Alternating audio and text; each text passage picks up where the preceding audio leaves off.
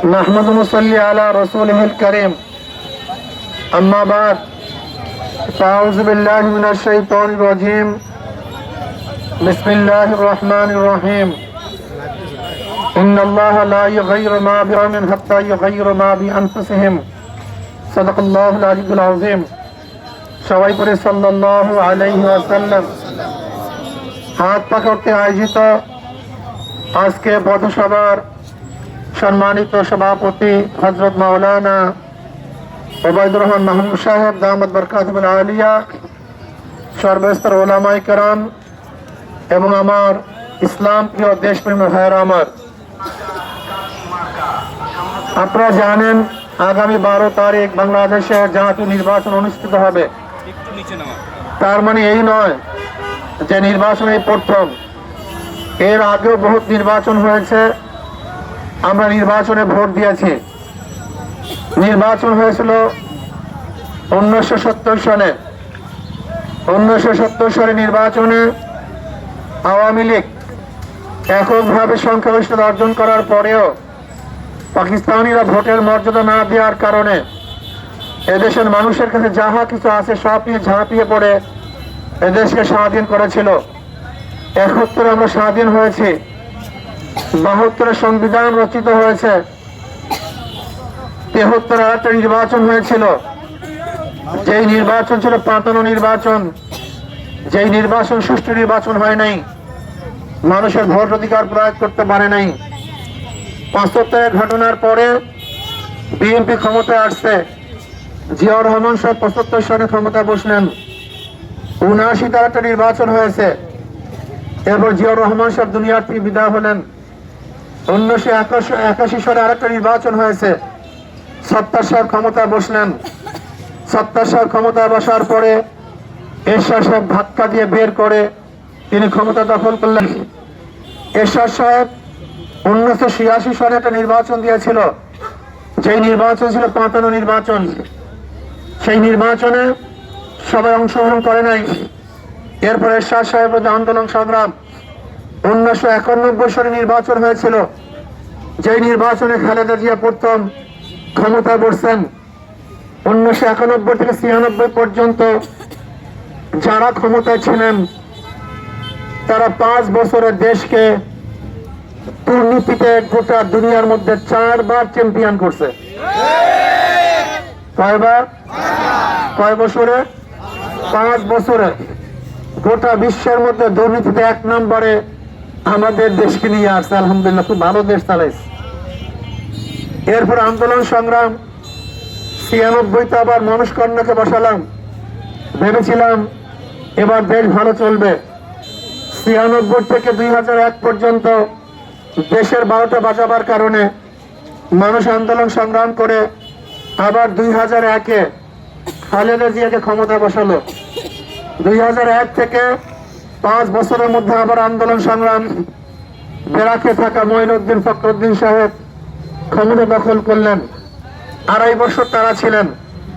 আবার 2008 সনে একটা নির্বাচন হয়েছিল, যে নির্বাচনে পাতানো নির্বাচনে আবারও আওয়ামী লীগ ক্ষমতায় বসছে। ক্ষমতায় বসার পরে এরপরে 2014 নির্বাচন, এরপরে 2018 নির্বাচন, এরপরে 2024 নির্বাচন। আপনারা সবাই জানেন কেমন নির্বাচন হয়েছিল। এমন নির্বাচন, দিনের ভোট রাত্রে, আবার কেউ অংশগ্রহণ করতে পারে নাই, ভোট অধিকার প্রয়োগ করতে পারে নাই। আমার বক্তব্য হলো নির্বাচন বারবার হয়েছে, আন্দোলন হয়েছে, আবার 2024-এ মানুষ জীবন দিয়ে রক্ত দিয়ে দেশকে স্বাধীন করেছে। কিন্তু আমরা কি পেলাম, কি হারালাম, এই অঙ্ক কষার প্রয়োজন আছে কি নাই? এখন ইতিহাস বলার উদ্দেশ্যে আমার অঙ্ক কষার দরকার আছে। কি কষার দরকার আছে ভাই?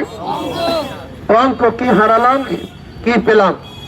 আপনারা জানেন নির্বাচন হবে, এখানে অংশগ্রহণ করেছেন আমাদের সরওয়ার ভাই। আমরা তাকে সবাই চিনি। সরওয়ার ভাই এমন কোনো লোক নয় যে আমরা তাকে চিনি না। তিনি ক্ষমতায় ছিলেন না। আমাদের সরওয়ার ভাই তিনি 3 বার এমপি ছিলেন বরিশালে। কয়বার? এবং হুইপ ছিলেন, মেয়রও ছিলেন।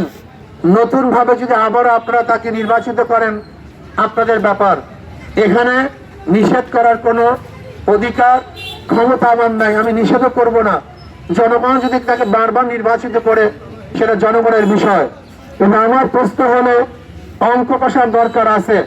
সরোয়ার ভাই ক্ষমতায় থাকাকালীন কি করছেন, কি করেন নাই? যখন তার বয়স ছিল জুয়ান, কর্মস্পৃহা ছিল, তাগড়া ছিল, তখন কি করেছেন সবাই জানেন।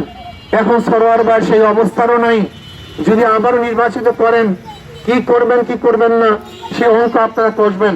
কিন্তু আমার কথা হলো এই, আমি এখন কোনো নির্বাচিত হই নাই, আমাকে পরীক্ষা করার এখনো সুযোগ আছে, আমাকে পরীক্ষা করার সুযোগ আছে। সরোয়ার ভাইকে পরীক্ষা করার কিছু নেই, আপনারা তাকে দেখেছেন। যদি ভালো পাশ করে আবারও নির্বাচিত করেন, সমস্যা কি? আমার কোনো সমস্যা নাই। কিন্তু আমাকে এখনো পরীক্ষা করেন নাই, ইসলাম এখনো ক্ষমতায় যায় নাই। আপনাকে একটা কথা মনে রাখতে হবে, আমি ফাইজুল করিম এমপি হওয়ার জন্য আসি নাই। 2-1 ডজন এমপির যে শ্রদ্ধা সম্মান আল্লাহ পাকের কাছে কম দাম নেই। খেয়ে পরে ভালো থাকার মতো যে অর্থের প্রয়োজন আল্লাহ পাক যথেষ্ট দিয়েছেন। তাহলে বলতে হবে, এখানে আসছেন কেন? আপনার ক্ষমতার দরকার নেই, অর্থের প্রয়োজন এখানে আসছেন কেন? এই প্রশ্নটা ভালো মতো বুঝতে হবে, এই জ্ঞান আপনাকে রাখতে হবে। আমি এখানে কেন আসছি? সম্মান কামাবার জন্য আসি নাই, অর্থ কামাই করার জন্য আসি নাই। আমি কেন আসছি বলবো, কেন আসছি কথা বলেন, বলবো নাকি? আমি স্টেজে, এই স্টেজে 1000 বছর বক্তৃতা করলেও আইন হবে না। এই সংসদে 5 মিনিট বক্তৃতা করলে আইন হয়ে যাবে। আমি এখানে 1000 বছর কথা বললেও গরিব দুঃখী মেহনত মানুষের অধিকারকে বাস্তবায়ন করা যাবে না। কিন্তু সংসদে 5 মিনিট কথা বললে গরিব দুঃখী মেহনত মানুষের অধিকারকে বাস্তবায়ন করা যাবে। আমি স্টেজে 1000 বছর কথা বললেও এদেশের টাকা বিদেশে পাচার করা বন্ধ করা যাবে না। কিন্তু সংসদে 5 মিনিট কথা বললে এদেশের টাকা বিদেশে পাচার করা বন্ধ করা সম্ভব হবে। আমি এখানে 1000 বছর কথা বললো কোরআন এবং সুন্নাহর আইন পাস করা সম্ভব না। কিন্তু সংসদে 5 মিনিট কথা বললেও আল্লাহ কবুল করলে কোরআন ও সুন্নাহর আইন পাস করা সম্ভব। এই স্টেজ আর সংসদের স্টেজ এক না, এই চেয়ার আর সংসদের চেয়ার এক না। আমি আমার বরিশালের বন্ধুদেরকে বলবো, আমার বাবাদেরকে বলবো, যে চোর সে মায়ের নাকের সোনা চুরি করে, বলবেন না ওর অভ্যাসে চুরি।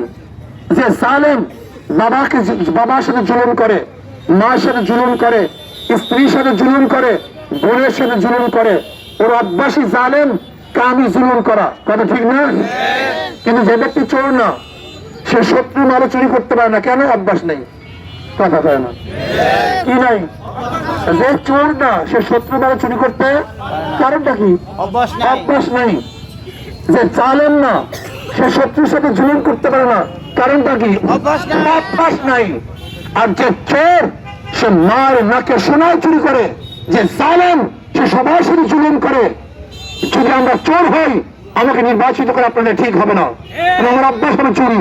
আর আমি যদি চোর না হই, তাহলে আমার দ্বারা গরিব দুঃখী নিহত মানুষের একটা কম্বল, একটা টিন, 100 টাকা চাউলও আত্মসাৎ করা সম্ভব না। কাজে আমার কাছে সমস্ত মানুষের, গরিবদের মাল আমার কাছে নিরাপদ, অন্য কারোর কাছে নিরাপদ না। আমি অনেক সময় বলি, ধরে নেন আমি যদি নির্বাচিত হই, আমার দ্বারা কোনো হিন্দু মেয়েদের ইফতিজিং করা সম্ভব? তার মানে আমার কাছে সমস্ত হিন্দু মেয়েরা নিরাপদ।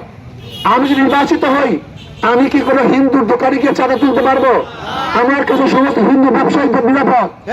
আমি যদি নির্বাচিত হই, আমি অন্যায়ভাবে কোনো হিন্দুকে আক্রমণ করতে পারবো? তার মানে আমার কাছে সমস্ত হিন্দুদের জান মালের নিরাপদ। অর্থাৎ আমি তো জালেম না, আমি চুরি করতে পারবো না। যেহেতু চুরি করার অভ্যাস নাই, চাঁদাবাজি করার অভ্যাস নাই, কাজে আমার দ্বারা চাঁদাবাজি করা সম্ভব না। আপনারা বিশ্বাস করুন, যদি আল্লাহ পাক আমাকে নির্বাচিত করেন, বরিশালের মধ্যে একটা মিথ্যা মামলা থাকবে না ইনশাআল্লাহ। কেউ সাহস পাবে না, প্রশাসনের কেউ মিথ্যা মামলা তার সাহস পাবে ইনশাআল্লাহ। কারণ আমি নিজে অপরাধের সাথে যুক্ত থাকবো না, আমার অধীনস্থ কেউ অপরাধের সাথে যুক্ত থাকতে পারবে না ইনশাআল্লাহ।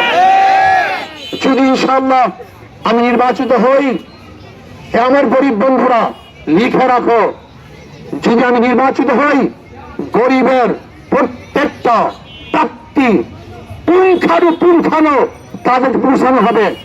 একটা টাকা গরিবদের অন্য কোনো খাতে ব্যয় করা হবে না ইনশাআল্লাহ। যদি আমাকে নির্বাচিত আপনারা করেন, আল্লাহ যদি কবুল করেন, বরিশাল চাঁদা মুক্ত শহর করব, সবাইকে নিয়ে চাঁদা মুক্ত শহর করব। যে বরিশালের মধ্যে ব্যবসায়ী, শ্রমিক, চাকরিজীবী সবাই ব্যবসা করবে, চাঁদার ভয় থাকবে না, গুন্ডাদের ভয় থাকবে না। গুন্ডা মুক্ত একটা বরিশাল শরীফ হওয়া যাবে ইনশাআল্লাহ। যদি ইনশাআল্লাহ নির্বাচিত হই, কোরআন সুন্নাহ অনুযায়ী সংসদে কথা বলবো, আল্লাহর জমিনে আল্লাহর হুকুমত কায়েম করার চেষ্টা করবো। সে কথা ঠিক না? এই সমাজকে গড়ার চেষ্টা করব। যদি সমাজকে গড়ার চেষ্টা করি, সেই দায়িত্ব আমার না আমাদের সবার? এই দায়িত্ব কি আমার না আমাদের সবার? কাজে এই দায়িত্ব আমাদের সবাইকে পালন করতে হবে, সবাইকে চেষ্টা করতে হবে, সর্বোচ্চ চেষ্টা করতে হবে। আমি বলবো, আজকে বরিশালের যে অবস্থান চলতেছে, যেইভাবে সাড়া পাচ্ছি, আল্লাহকে শুকর।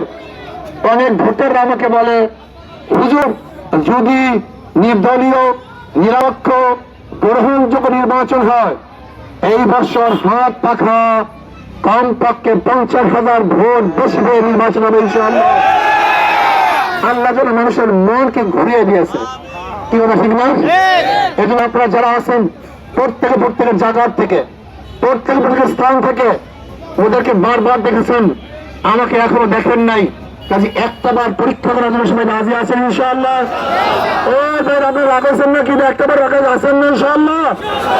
সবাই একটা বার হাত থেকে পরীক্ষা করবেন ইনশাআল্লাহ। তোমরা কি মনে করো, সবাই আছেন না ইনশাআল্লাহ? যারা যারা আছি সবাই দুই হাতই নারায় তাকবীর। এই মার্কা কি আছে?